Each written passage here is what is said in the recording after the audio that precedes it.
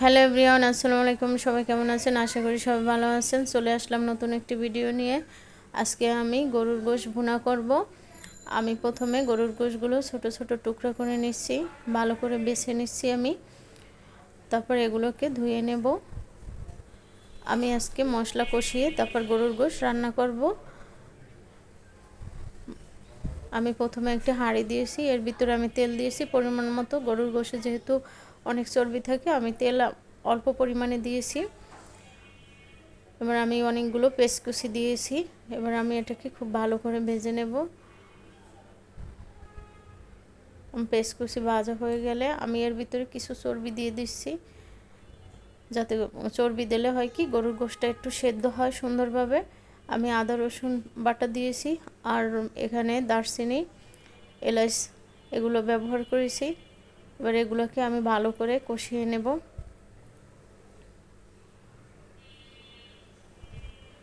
ভালো করে আমি এগুলো সবগুলো পেঁয়াজ রসুন আদা ভেজে নেব।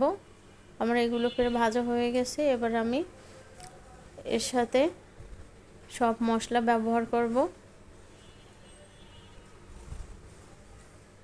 আমি একটু পানি দিয়েছি যাতে আমার পেস্টগুলো পুড়ে না যায়। আমি এবার এক এক করে হলুদের গুঁড়া, মরিচের গুঁড়া, আমি গরম মশলার গুঁড়াও এখন দিয়ে দিচ্ছি, আবার শেষেও একটু ব্যবহার করব।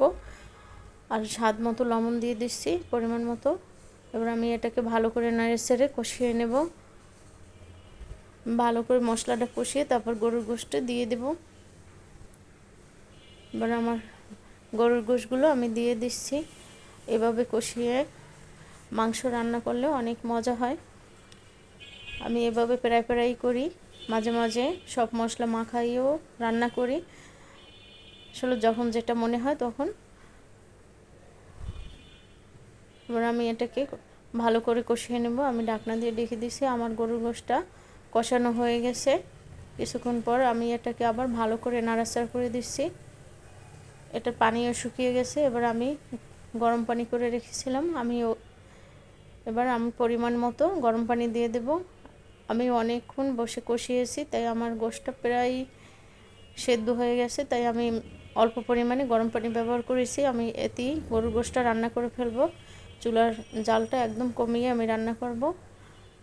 আমি কিছুক্ষণ পর আবার দেখেছি আমার গোশতটা এরকম হয়ে গেছে, একদম পানি কমে আসছে, প্রায় সেদ্ধ হয়ে গেছে। এটাকে আমি আরেকটু রান্না করে নেব, একদম মাখা মাখা করে রান্না করে নেব। দেখেন ভিউয়ার্স, আমার গোশত হয়ে গেছে, কি সুন্দর কালার আসছে। এভাবে করে আপনারা গরুর গোশত রান্না করতে পারেন।